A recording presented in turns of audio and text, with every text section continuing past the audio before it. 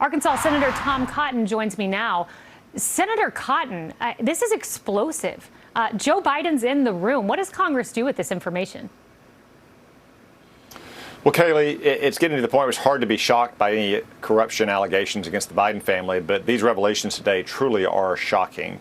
That you had the highest reaches of the Department of Justice, the FBI, and the IRS meddling in these career prosecutors and investigators' work, refusing to allow them to bring charges where charges were appropriate so the statute of limitations would run out, refusing to allow them to execute search warrants where they suspected evidence of crime. This text message of Hunter Biden saying that he was sitting with his father trying to get money from a Chinese communist official and that there would be severe consequences for those officials if not. These are all shocking revelations. I hope that the House will be able to call in all of the supervisors who were involved in these decisions and have them explain it for themselves. Obviously, there's been nothing from Merrick Garland because Merrick Garland is running the most politicized Department of Justice in modern times. But we got to demand answers as well from Merrick Garland and Christopher Wray, the director of the FBI, and Janet Yellen as Secretary of the Treasury, who oversees the IRS. We have to. You know, Senator Cotton, at this point, if you don't believe Joe Biden lied, he said, I knew nothing about Hunter's business dealings. If you believe that, I mean, as George Strait would say, I have an oceanfront property to sell you in Arizona. I mean, who could possibly believe at this point when the evidence is in front of your very eyes that Joe Biden did not tell a lie to the American people over and over again? Well, we have it right in front of our eyes today, that text message from Hunter Biden saying he was sitting with his father and threatening someone about what his father and his father's friends would do if the guy didn't fork over the money.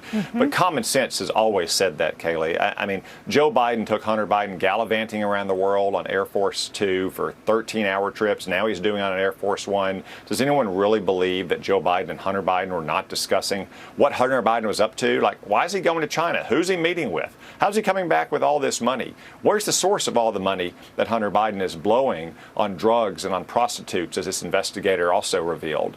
I think those are questions that Joe Biden was asking, and I think there's a lot of conversation about it. These whistleblowers deserve to be heard, and their supervisors need to give answers. You know, Senator Cotton, I get that you're not in Joe Biden's head, and I'm not asking you to go there. That seems like a pretty empty place at times.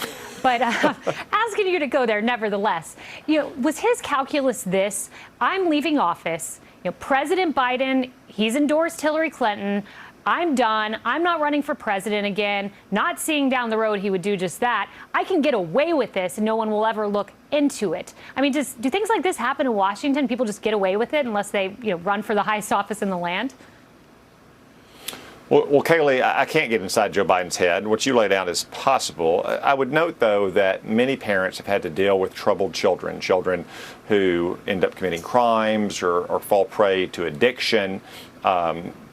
Every parent would have sympathy for Joe Biden if that were all that was at issue here.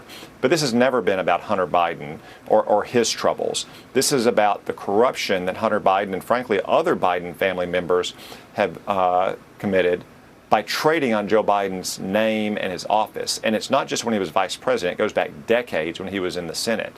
So I'm pretty confident that when he was leaving the vice presidency in 2016, that he thought it was finally time that he could get some of that money as well. That's why you see emails out there talking about holding 10% for Joe Biden. But this has never been about Hunter Biden and Hunter Biden's troubles. It's always been about what Hunter Biden and other members of the Biden family have done to trade on Joe Biden's name, office, and influence. Yeah, and Hunter Biden, he's front and center.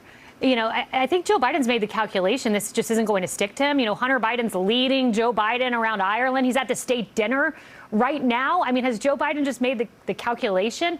I'm just going to keep Hunter front and center. American people won't care.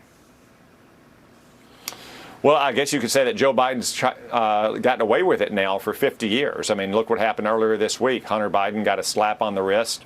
They let the most serious crimes lapse under the statute of limitations. They didn't even charge any crimes related to corruption or bribery or foreign influence peddling. So Joe Biden probably thinks that he's gotten away with it this far. And with the complicit media, maybe he thinks he can continue to get away with it. Well, good luck. 56% of the American people say we think Hunter was involved in these business dealings. So best of luck. Senator Cotton, thank you. Thank you, Kayleigh.